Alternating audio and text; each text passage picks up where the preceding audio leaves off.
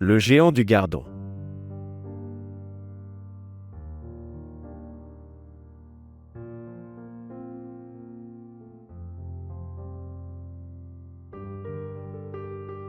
Il se dresse au-dessus du Gardon comme un défi lancé à l'éternité.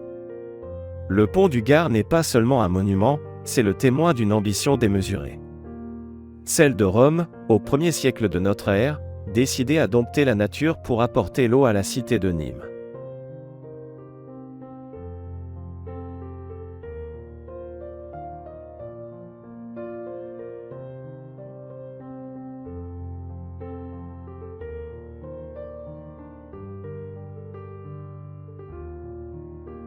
Imaginez le chantier.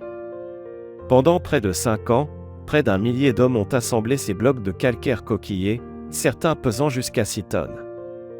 Ici, pas de mortier, c'est la précision de la taille et la force de la gravité qui maintiennent l'édifice. Avec ses 3 étages d'arches superposées, il atteint 48 mètres de haut, ce qui en fait le pont aqueduc le plus élevé du monde romain.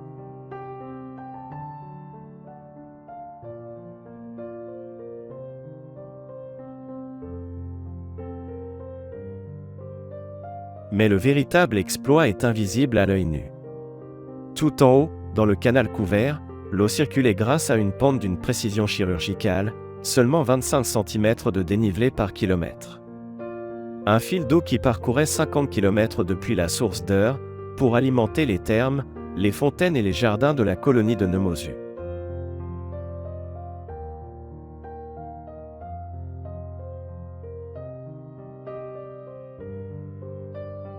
Après 5 siècles de service, l'aqueduc s'arrête, victime du manque d'entretien et de l'effondrement de l'Empire. Au Moyen Âge, le pont change de destin, il devient un péage, une route pour les voyageurs et les marchandises.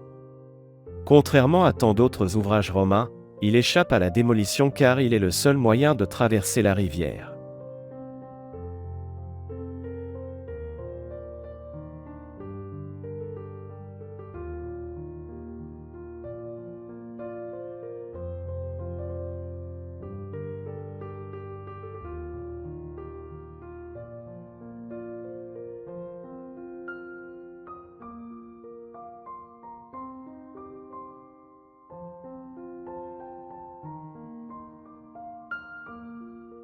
Classé au patrimoine mondial de l'UNESCO, le pont du Gard est aujourd'hui un chef-d'œuvre de l'humanité.